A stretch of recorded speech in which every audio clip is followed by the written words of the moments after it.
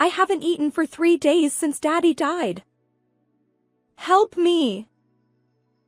My daughter suddenly came to visit. She was emaciated, wearing tattered clothes. What on earth was going on?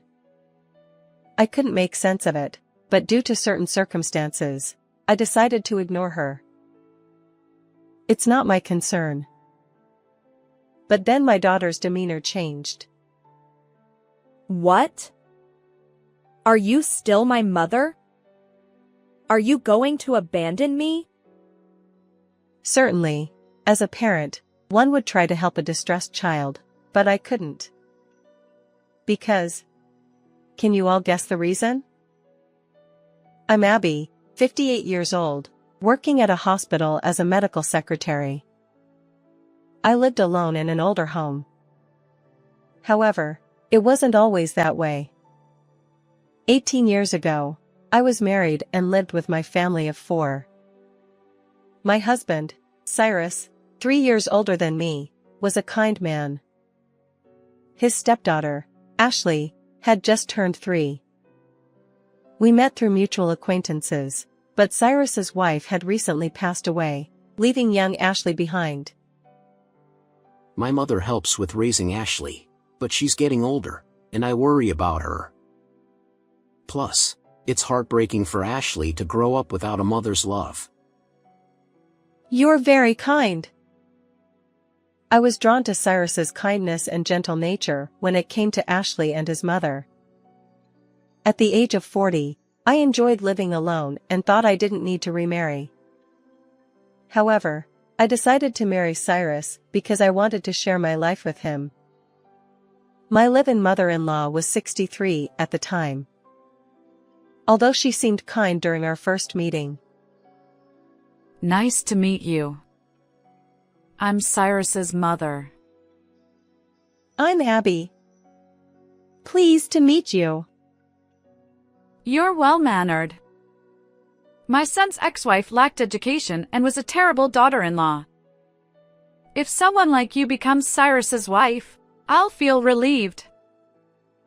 While she might have been complimenting me, I felt uneasy about speaking ill of the deceased. At that moment, I didn't know much about Cyrus's ex-wife, and I thought perhaps she truly was that kind of person. Looking back, maybe I should have trusted my instincts and thought more carefully. If I had, I might not have experienced the hellish situation that followed. During that time, my parents had already passed away, and I had no close relatives. Cyrus had remarried without a formal wedding ceremony, just a registration. After our marriage, Cyrus remained kind, but his work kept him busy with frequent business trips. He was rarely home, leaving only 3 of us, me, Ashley, and my mother-in-law. I had hoped to be a good mother to Ashley, but my mother-in-law insisted on raising Ashley herself. She kept Ashley close, leaving me with little opportunity to nurture her. My attempts to teach Ashley right from wrong were met with fierce resistance. Ashley, a spirited child, would jump from high places or throw away toys she didn't like. One day, I cautioned Ashley about her behavior. Ashley, it's dangerous. And remember to take care of your toys, I said. Ashley responded dramatically. Grandma, Mom scolded me. Help. Ashley, unaccustomed to reprimands, clung to my mother-in-law for support. In response, my mother-in-law glared at me with an intensity that left me speechless. Raise her without scolding. Praise her instead. My mother-in-law snapped. After all, you're just a bloodless stranger. I felt torn. I didn't want to burden Cyrus, who was already busy with work, but I worried about Ashley's well-being. When I gently discussed it with Cyrus, his expression changed. His eyes widened, and his lips trembled as if he feared something. Sorry. My mother gets emotional about Ashley. Cyrus confessed. I'll try to talk to her. Please don't worry too much, Abby. But it's not about me. It's Ashley I'm concerned about, I replied. Cyrus didn't say more, but it seemed he had spoken to his mother. Despite her softened tone toward me, my mother-in-law remained adamant about not allowing me to interfere in Ashley's upbringing. As I feared, Ashley's stubbornness grew worse. She'd point at TV commercials, demanding we buy whatever she desired. Look. I want this. You have to buy it. Ashley would insist, throwing tantrums. My mother-in-law would relent, saying, All right, Ashley. I will buy it. Don't be upset. Ashley throws tantrums until she gets what she wants.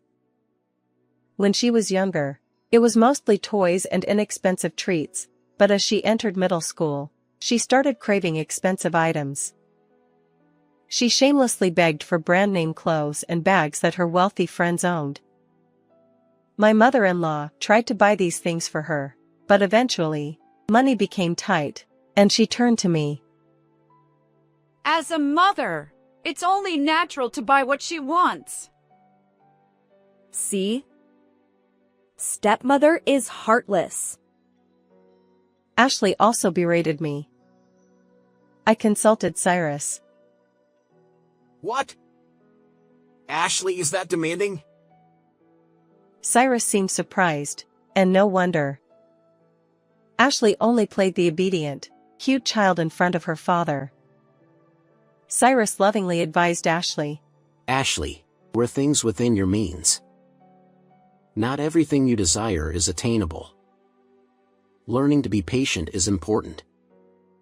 Don't trouble Grandma or Mom. Sorry for worrying you, Dad.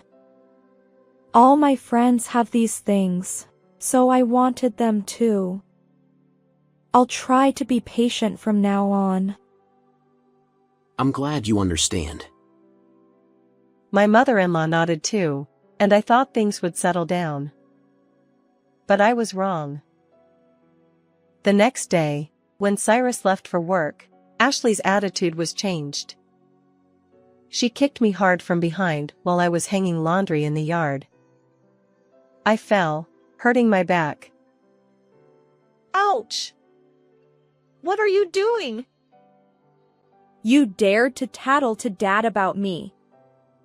Meddling in things that don't concern you. I won't forgive you. But I was thinking of your well-being.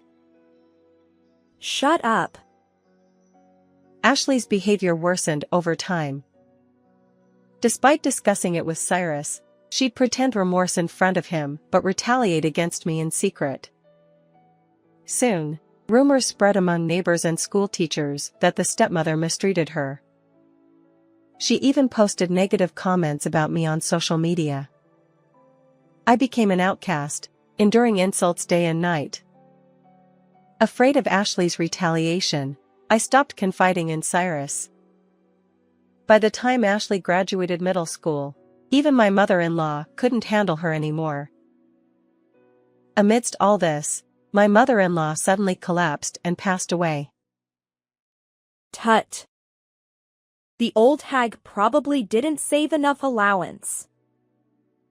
Despite the fact that my mother-in-law, who had cared for Ashley so dearly, had just passed away, Ashley didn't shed a single tear. Instead, she clicked her tongue and selfishly thought only of herself. I was overwhelmed by disbelief. As I busied myself with my mother-in-law's funeral arrangements and attending to mourners, someone gently approached me. It was Maria, a relative who had always been kind to me. I'm sorry. There's something I've kept from you. She proceeded to reveal the shocking truth that my husband's ex-wife, Ashley's biological mother, had been a remarkably kind person. However, she suffered severe mistreatment from my mother-in-law, was separated from Ashley, and ultimately succumbed to despair, taking her own life. I was in shock. I realized that I, too, had been on the brink of mental anguish, just like Ashley's biological mother. When I asked Cyrus about it, he apologized sincerely. I had strongly advised my mother not to burden you with such feelings. I couldn't blame Cyrus, who had always been kind to me. At that moment, Ashley's harassment weighed more heavily on me than my mother-in-law's passing, but I couldn't bring myself to confide in anyone.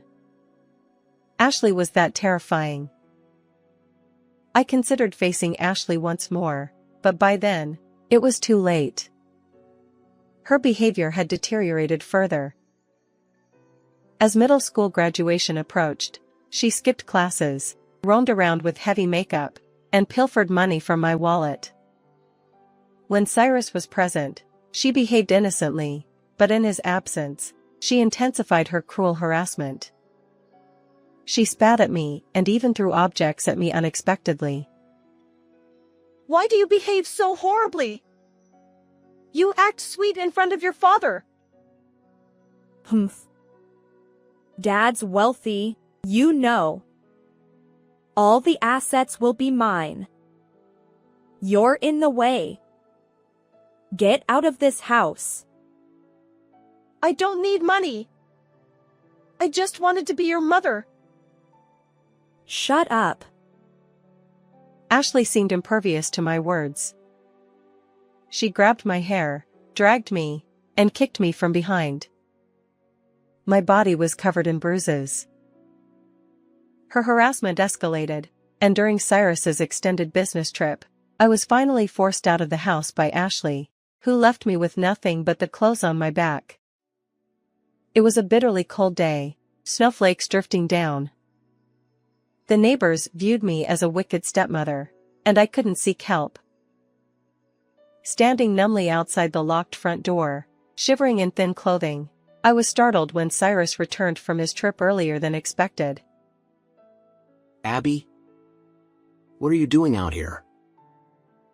Taken aback by my appearance, Cyrus removed his coat and draped it over me. Tearfully, I explained everything. Though he listened sternly, his response surprised me. Leave. Get out of this house right now. Disappointed, I left Cyrus and the house behind. Fast forward 5 years. Although I had severed ties with Cyrus's relatives, I continued to maintain contact with Maria. She called me to apologize. Apparently, Ashley had threatened her, insisting that if she didn't reveal my address, there would be consequences. Why would Ashley suddenly need anything from me now? Soon after, the intercom buzzed, and the camera revealed a haggard-looking Ashley. Reluctantly, I opened the door. There stood Ashley, emaciated and wearing tattered clothes. I haven't eaten for 3 days since Daddy died.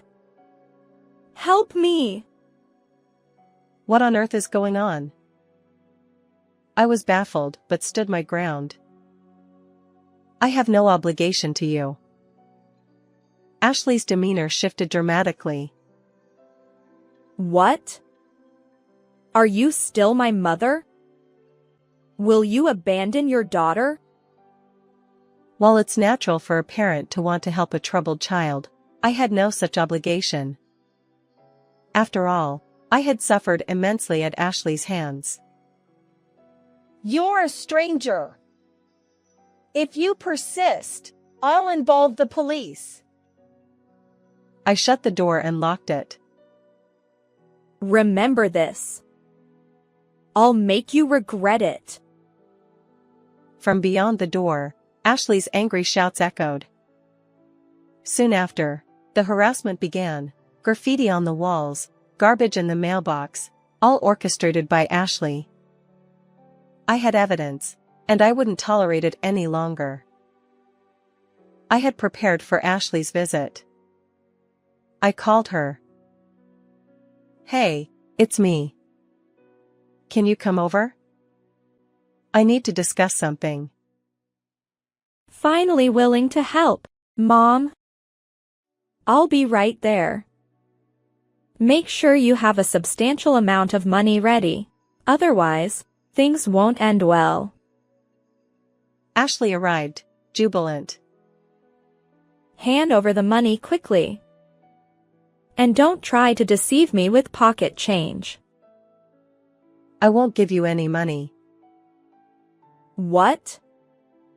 You? As Ashley raised her fist in anger, a booming male voice came from the back room. I'm dead? News to me. Ashley stepped back, eyes wide, shocked to see Cyrus.